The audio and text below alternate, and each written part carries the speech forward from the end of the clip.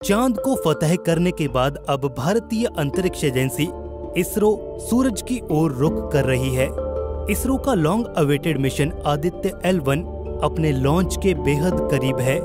ये अपने आप में इसरो का एक ऐसा यूनिक मिशन है जिसके जरिए भारतीय वैज्ञानिक सूर्य के वायुमंडल का बेहद गहनता से अध्ययन करेंगे। ये मिशन न केवल सूरज के कोरोनल इम्पैक्ट और रेडिएशन डायनेमिक्स को समझने में मदद करेगा, बल्कि इसके जरिए सोलर रेडिएशन के स्पेस और अन्य प्लैनेट्स पर पड़ने वाले इम्पैक्ट की स्टडी करेंगे। इसे वैज्ञानिक स्पेस वेदर के नाम से जानते हैं।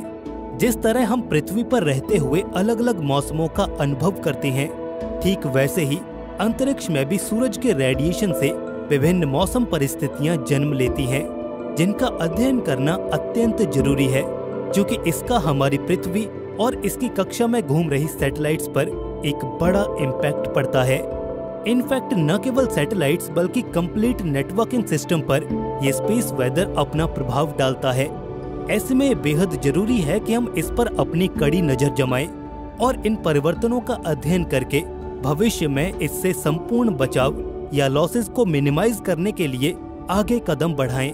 और इसी कड़ी में इसरो का आदित्य L1 स्पेसक्राफ्ट एक शानदार कोशिश है। इसरो ने इसके लॉन्च के लिए 2 सितंबर की तारीख मुकर्रर की है।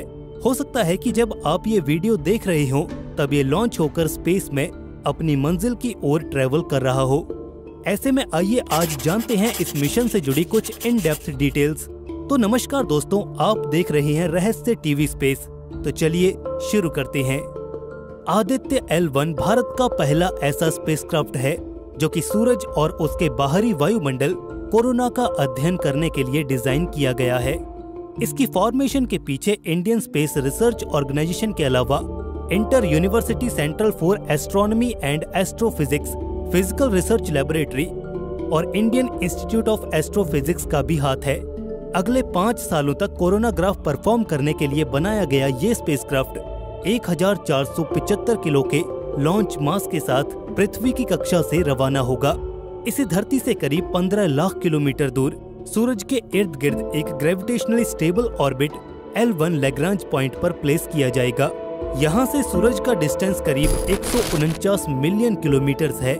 सूरज और पृथ्वी के बीच के 150 मिलियन किलोमीटर के इस स्ट्रेच का लैग्रांज पॉइंट केवल 1% ही है।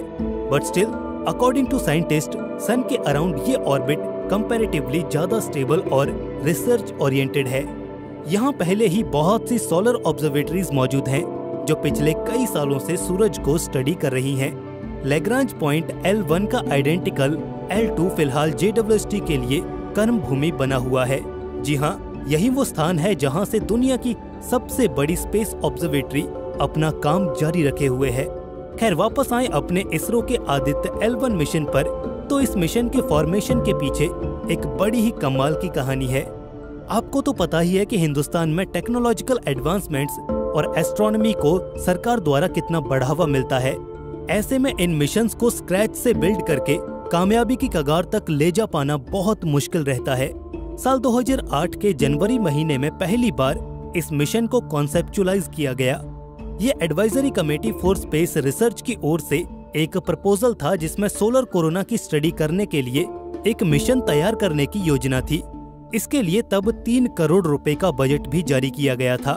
खैर, वक्त बदला और आ गया साल 2018। इस समय काम ने रफ्तार पकड़ी और आदित्य का मिशन एक्सपैंड होता दिखा।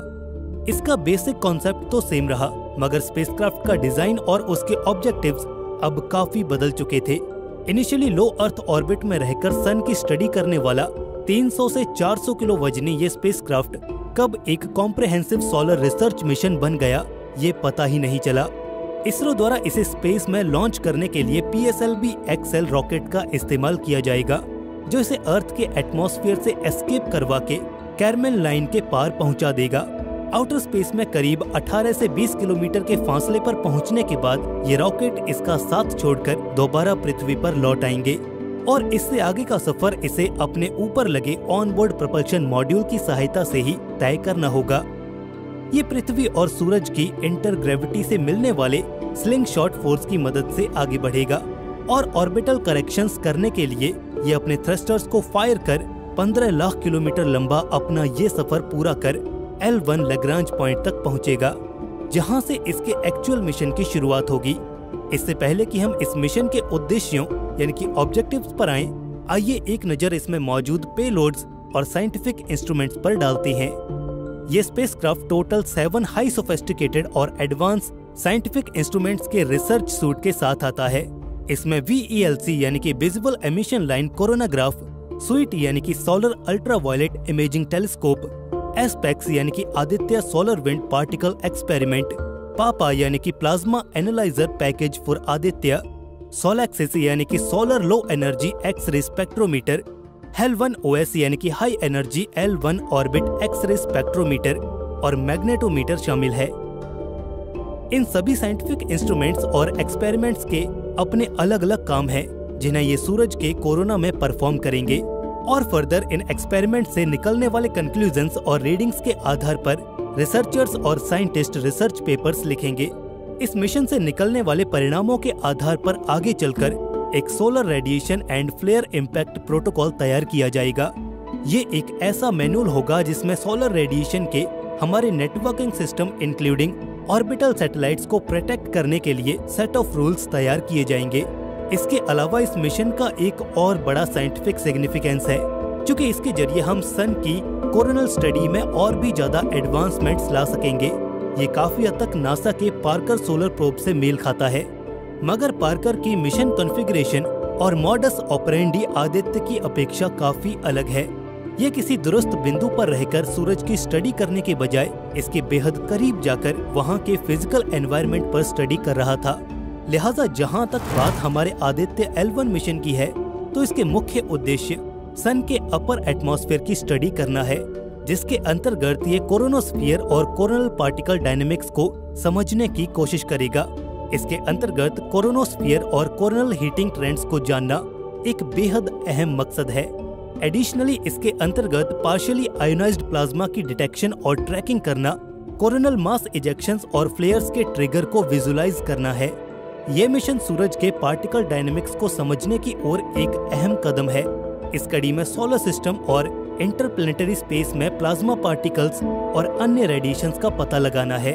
सोलर रेडिएशन इम्पैक्ट्स के इस एस्पेक्ट से हम आज तक भी बेखबर हैं और ये मिशन इस ओर ही रोशनी बिखेरता है। इस मिशन के जरिए पार्टिकल फिजिक्स के अहम एस्पेक्ट्स पर कॉम्प्रहेंसिव रिसर्च और एक्सपेरिमेंट करना है। पार्टिकल फिजिक्स तो इस मिशन का एक एस्पेक्ट भर है। इसके अतिरिक्त सन के मैग्नेटोस्फीयर और ऑर्बिटल मैकेनिज्म को समझना भी इस मिशन का एक अहम मकसद है।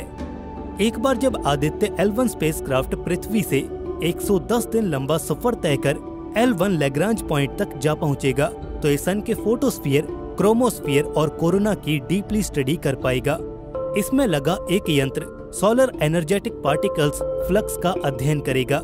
ये पार्टिकल्स सन से एमिट होकर फ्री स्पेस में मूव करते रहते हैं, जिससे फर्दर इंटरस्पेस ऑब्जेक्ट्स पर अपना इम्पैक्ट डालते हैं। आदित्य L1 एक कमाल की एडवांस सोलर ऑब्जर्वेटरी है। इसमें न केवल सन की पार्टिकल साइंस का अध्ययन करने की क्षमता है, बल्कि उसकी मैग्नेटिक फील्ड और मैग्नेटिक टोपोलॉजीज को भी पढ़ पाने का सामर्थ्य है। इसके अंतर्गत स्पेसक्राफ्ट अपने भीतर लगे ऑन बोर्ड मैग्नेटोमीटर से रीडिंग्स लेकर इफेक्ट जोन को डिवाइड करेगा, जिससे फर्दर अलग अलग पार्टीशंस के साथ अलग अलग शैडो एरियाज को डीमार्केट किया जाएगा और कुछ यूं इस पूरी स्टडी के एंड में एक टोपोलॉजी फॉर्म अप होगी, जिसके तहत हम बाहरी अंतरिक्ष के विभिन्न स्थानों पर सूरज की मैग्नेटिक फील्ड के प्रभावों का अध्ययन कर पाएंगे। CMEs यानी कि कोरोनल मास इजेक्शन को समझने की ओर ये एक कारगर कदम है। अगर आप नहीं जानते कि कोरोनल मास इजेक्शन किस बला का नाम है, तो जरा ये वीडियो देखिए। जी हाँ, सूरज से निकला मैटर का ये अंबार वास्तव में कोरोनल मास इजेक्शन कहलाता है। सूरज के ऊपरी वायुमंडल, जिसे कोरोना कहा जाता है, उससे एक झटके में काफी भारी मात्रा में सोलर मासेस के स्पेस में ड्रिफ्ट ऑफ हो जाने का ये फिनोमिनन अक्सर अंजाम होता रहता है। फर्दर ये इजेक्टेड मास प्लाज्मा की शक्ल लेकर पूरे सोलर सिस्टम में मूव करता रहता है। सच कहें तो ये CMEs ही वो फैक्टर हैं जो स्पेस वेदर को अफेक्ट करता है, और इसके कारण ही अंतरिक्ष में हमारी सैटेलाइट्स और ऑर्बिट में घूम रहे वैज्ञानिक उपकरणों पर रेडियो डिसरप्शन देखने को मिलता है। इसकी समझ पाकर हम अगर इसे होने से नहीं रोक सकते तो कम से कम इसका हमारे कीमती हार्डवेयर पर पड़ने वाले प्रभावों को तो कम कर ही सकते हैं। यही मकसद है